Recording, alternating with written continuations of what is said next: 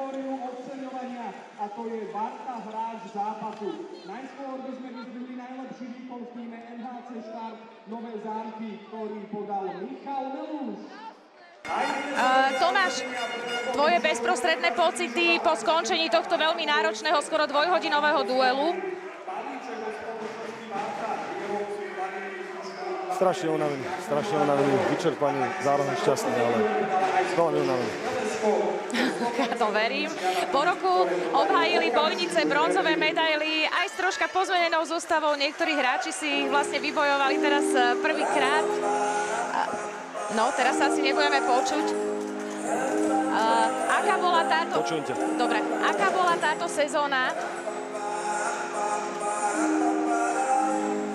Sezóna začala fantasticky, my sme hrali výborne. Zohrali sa Tomáš, príchody, či Holdo, či Žilo. Všetci zapadli do tejto skvelej partie. Na konci ešte pod nás posiel Mišo Koller. A myslím, že sme predvádzali dobré výkony, myslím, že viac, ešte lepšie ako minulý rok. Tým, že sme boli jediný klub, ktorý zobrali body či po Vaske alebo Prešovu, takže to bolo to niečo navyše. My sme si to chceli rozdať na ferovku so Povazkou v semifinále, čo si myslím, že sa nám aj podarilo a tie zápasy boli tiež veľmi namáhavé, veľmi tesné a myslím, že divácky veľmi príťažlivé, takže ja tú sezónu hodnotím veľmi pozitívne. Inak by to bolo asi, keby sme dneska nezískali tú bronzovú medailu, ale už sa asi fakt znalo z posledného. Tomáš Chudák dneska ani nedohral, on išiel cez bolesť, ale bohužiaľ nevydržal. Bogy, veľký kalap dole, Juro Briatka s tým ramenom, on bol pondelok na mechanickej rezonancii, to málo kto vie. Tiež tam má veľké problémy a ostatní ďalší, Marek Pále, všetci mali veľké už zdravotné problémy, ale takisto aj Nové Zámky. Či Gabi Vatkerty hral, nehral, zranil sa im veľký pilier obrany, Matúš Kocek, takže aj oni mali svoje problémy, takže tu sa asi nemá čo vyhovoriť. Ktorý zápas tejto sezóny bol najťažší? Ľahká odpoveď, tento posledný. Tomáš, nebudem ťa ďalej zdržiavať. Ďakujem veľmi pekne a samozrejme gratulujem srdečne. Ďakujem pekne. A ešte, ak by som mohol, chcel by som sa poďakovať všetkým partnerom klubu, všetkým sponzorom, všetkým dobrovoľníkom alebo všetkým, čo nám tu umývajú palubovku po zápasoch, všetkým pri stoliku. Sme spolu jeden tím a vďaka ním, toto môžu bojnice zažívať druhýkrát pôsobiť, vďaka ním sme tam, kde sme, že sa bijeme o tie popredné priečky, čo sme si nemohli pred 5 roky a nepreslali, takže včera chcem všetkým poďakovať okolo klubu, títo sponzori, ľudia, veľmi veľké ďakujem a nech sú s nami na to ďalej a nech zažívajú takúto radosť pre vidí. Nielen z basketbalu, ale aj z hádzané. Tomi, dneska padol divácky rekord 1433 divákov. Čo to znamená pre teba? Zadozučenie, to je zadozučenie pre všetkých ľudí, že tí ľudia majú radi hádzanú. Aj už cez sezónu chodili v dobrom počte. Myslím, že my s Povazkou sme mali najväčšiu návštevnosť, takže znamená to veľa. Znamená to, že ľudia majú tu radi tú hádzanú v tomto regióne a my to chceme tú radosť prinášať, takže chceme, aby naďalej čo najviac chodili, snažíme sa robiť aké všetky podporné akcie. Toto má na starosti Rastio Huriš a ten tam necháva hodiny, či na sociálnych sieťach, alebo proste venuje sa tomu na plné pecky a myslím, že je najlepšie na Slovensku. Môžem súhlasiť, veľmi dobre sa s ním komunikuje aj nám, médiám. Ďakujem veľmi pekne a už teraz ťa pustím za svojimi hráčmi. Nech sa aj ty môžeš potešiť z bronzovej medaily. Gratulujem a ďakujem pekne. Ďakujem pekne ešte raz. Už sme tam počuli aj meno Tomáša Mažára. Vidíme, že hráči dostávajú bronzové medaily od Vladimíra Pokorného, predsedu disciplinárnej komisie Slovenského zväzu hádzanej a tiež Ladislava Smátanu, primátora Bojníc. Vidíme aj Simona Cerovského, ktorý tiež posilnil Bojničanov pred začiatkom aktuálnej sezóny. Veľmi si nezachytal, no a samozrejme všetci maximálne spokojní, pretože nebolo to dnes jednoduché. Séria bola veľmi vyrovnaná s Novými Zámkami, ale Bojničania ju dokázali na svojej palubovke tú bronzovú medailu obhájiť. No a Novozámčania všetka česť. Tento rok si vylepšili bilanciu, nebudú 5., budú 4., ale samozrejme môže ich to mrzieť, pretože po 12 rokoch chceli samozrejme vybojovať bronz. Mám tu už Jana Kolesára, trénera Nových Zámkov. Tréner, čo bolo dnes najťažšie a čo rozhodlo v prospech Bojníc? Asi mali väčšiu chuť. Tá stížiadostivosť bola trošku vyššia možno. Ten zápas sa prelínal, ťahal sa z góla na gól. Žiaľ, my sme stále vyviedli nejakú blbosť.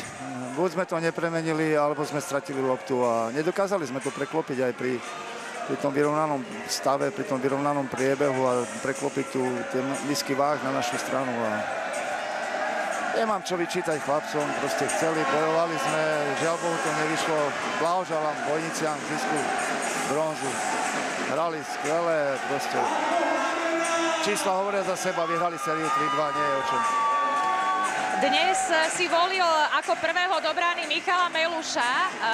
Nepočítali sme s tým, my s Ľubošom Hudákom, ale ukázalo sa, že to bol dobrý ťah. Prečo si sa takto rozhodol?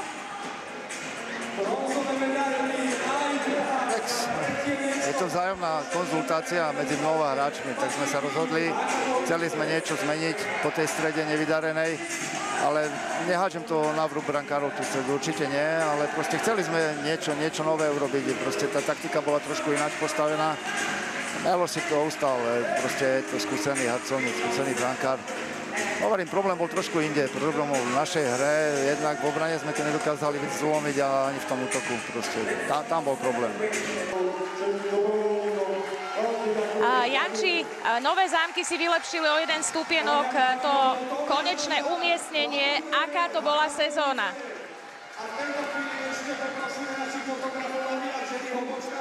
Na jednej strane bola určite pekná, krásna, proste pracovalo sa nám fakt celku dobre, proste tie výsledky boli, postúpili sme konečne do toho play-off, čo sme si veľmi želali po tých 2 neúspešných sezónach. Chceli sme aj tu niečo dosiahnuť, žiaľ, nevyšlo to až tak podľa predstav, ale musíme sa dívať aj na kvalitu supera. Či už to bol Prešov v semifinále, alebo teraz tie Bojnice, proste niečo nám chýba, my si to uvedomujeme, tak snáď v budúcnosti popracujeme a snáď to vypáli úplne nejak ináč a lepšie pre nás ešte. Ďakujem veľmi pekne a budem držať palce, oddychnite trošku. Ďakujem a všetko dobré prajem.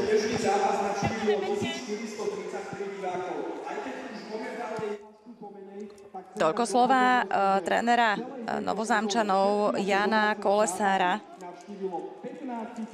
My sledujeme zatiaľ fotenie víťazného tímu a teda Bojnice po roku opäť obhájili svoje 3. miesto aj v troška možno inom zložení, čo som spomínala samozrejme už predtým, že tam pribudli do kádra a mali by sme mať teraz pri mikrofóne jedného z hráčov a je to Martin Straňovský. Maťo, bolo vidieť, že ste veľmi chceli, ale jednoducho dnešný zápas nevyšiel, aj keď bol veľmi vyrovnaný. Aké sú tvoje pocity bezprostredne po jeho skončení a teda po fakte, že medailu mať nebudeš z tejto sezóny? Tak Bojnice jednoznačne.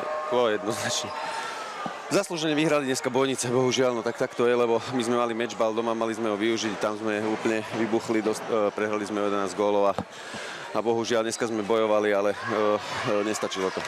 Ty si sa vrátil na sklonku kariéry domov s cieľom pomôcť, aj si pomáhal svojim spoluhráčom. Aká to bola sezóna pre teba doma v Nových Zámkoch? No a sezóna bola celkom dobrá, takisto jak aj minulá. Tam sme veľmi málo zápasov prehrali v základnej časti. Aj minulé akorát vo vyraďovačke sme s Košicami vypadli. Mohli sme tiež hrať v semifinále. Takže sezóna bola dobrá, no ale škoda tohto boja o 3. miesto, lebo hralo sa to síce na 5 zápasov, ale hovorím, my sme tu vyhrali 3. zápas a potom sme to v hlavách asi doma v Zámkoch nezvládli a sme pukli o 11 gólov, takže škoda toho, no. Ja som spomínala, že teda teba v súvislosti nielen s Barcelonou, ale aj s tým, že oslavíš 40-ku tento rok. Ako dlho ešte ťa uvidíme na slovenských palubovkách?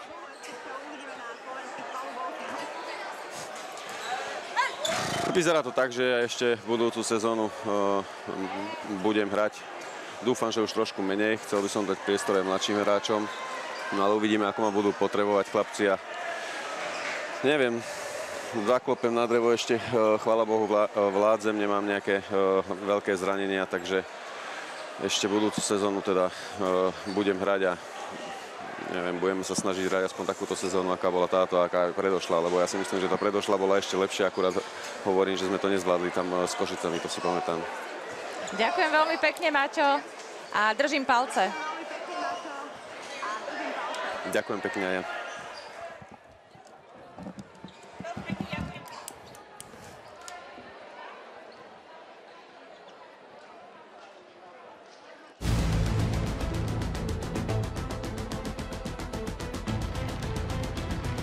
My sa pozeráme na najkrajšie momenty tohto duelu a medzi tým už sa pripravuje ďalší respondent.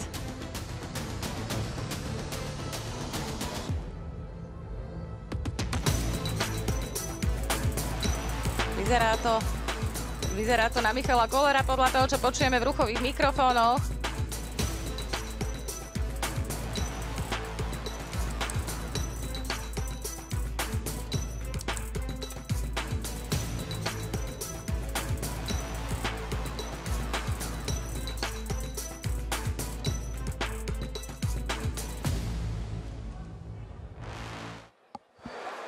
V tejto chvíli pri mikrofóne Michal Koller. Michal, ty si posilnil Bojničanov uprostred sezóny, keď si prešiel z bratislavského ŠKP. Aký je to pocit, že dnes s bronzovou medailou na krku si skončil? Je to výborný pocit a veľmi neočakávaný, keďže som sem prestúpil až v polke sezóny a nemyslel som si, že budem tú sezónu bojovať, alebo budeme bojovať o medaily. Aha. Zostávaš naďalej v Bojniciach, alebo je to ešte v riešení? Po sezóne sa sťahujem naspäť do Bratislavy. Čiže už nebudeš pokračovať? Nie. Aha, to je zaujímavá informácia. Aká bola táto sezóna pre teba? Začal si ju v jednom tíme, potom si vlastne ju ukončil v inom?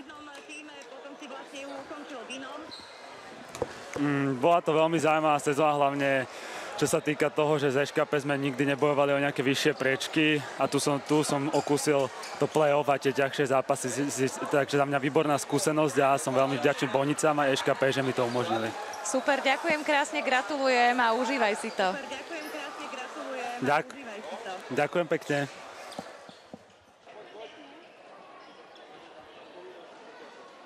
Ahojte chalani, Tomáš z Petáka, som vedela, že prídeš, lebo už ste tam ohlasili. Ahojte. Tomáš, aká táto sezóna bola pre teba? Ty si sa vrátil domov a hneď bronzová medaila. Už minulý rok ti to ušlo, podobne ako Ďurovi Briatkovi a ďalším, ale tento rok ste ju teda dokázali vybojovať. Aká to bola sezóna pre teba? Tak náročná, ako osobne a individuálne sa mi darilo, potom už prišli ťažké zápasy a bolo ich fakt veľa aj s tou reprezentáciou, čiže s tým sa asi nakopilo aj to zaťaženie a teraz sa tak vyústilo na konci smolne, takže uvidíme, ako to dopadne a to budeme riešiť asi aj zajtra, pozajtra. Tak môžeme byť len spokojný, nie? Roman? Jasné. Spokojný. Spokojný, takže bronz ešte nemám doma. Brat už má, to je moja prvá medaila, čo mám s mužou, takže sa veľmi teším a hlavne pred Bojničanmi zase ich prišlo milión a dúfam, že sme nalákali nejaké aj deti na tento šport a dúfam, že to všetci užijeme. Tomáš, ty si nastupoval zranený, to nebola vôbec jednoduchá situácia. Bolo dokonca vidieť v tom štvrtom zápase, že ty ledva tam krivkáš na tej nohe, napriek tomu si tam dirigoval hru. Aký to bol pocit? Čo si vtedy hovoril? Že teda nastúpim, nenastúpim, je to vždy riziko? Bolo to, však komunikoval som to so všetkými fyzioterapeutmi, doktormi, čo máme, takže veľká vďaka Miškovi Nágejovi, ktorý to možno pozrie, ktorý ma dal dokopy celú sezónu, takže vo fakte v Nitre, takže sa aspoň na neho môžem spoľahnúť v týchto oblastiach, aj Denise. A no, rozhodnutie padlo, že pôjdem, že toto je to play-off, no bohužiaľ, no akože až tak sa mi to, ako každému sa nerad nastúpi zranený, lebo je toto riziko a hrať s dvomi flektormi nie je ľahké. A tiež som taký hráč, že neviem vypnúť, neviem hrať na 20%, takže možno aj to je tá chyba, že keď hrám, tak hrám naplno a môžem sa z toho iba poučiť a do budúcna robiť iné rozhodnutia. No, v každom prípade ty si vyhral aj anketu, čo sa týka najlepšieho hráča Nike Handball Extraligy. Vrátil si sa zo zahraničia hneď takýto honor. Čo to pre teba znamená? Čo by si možno odkázal tým ľuďom, ktorí za teba hlasovali? Tak ja sa veľmi teším, ďakujem všetkým a keď som už tie posledné mesiace v Španielsku som tak zaspával, videl som, že idem do Bojníc, tak som si tak pred spaním alebo aj spánku som si tak sníval o tom, že aký by to bolo vyhrať medailu s Bojnicami. A pre tých všetkých ľudí a s mojím domovským klubom a priláka toľko ľudí do haly, tak sa strašne tešíme a ako hovorím, tá sezóna bola perfektná. Ja si myslím, že aj Koli, Mikola Melník, Juro Briadka, Bogi a aj Miško Koller mali perfektné sezóny, aj ostatní chalani. Takže ja si myslím, že perfektná sezóna pre nás všetkých a našťastie s dobrým koncom. Ďakujem ti veľmi pekne a samozrejme držím palce, hlavne skoré uzdravenie prajem. No, ďakujem. Ďakujeme! Ďakujeme! Super, díky moc. Díky moc.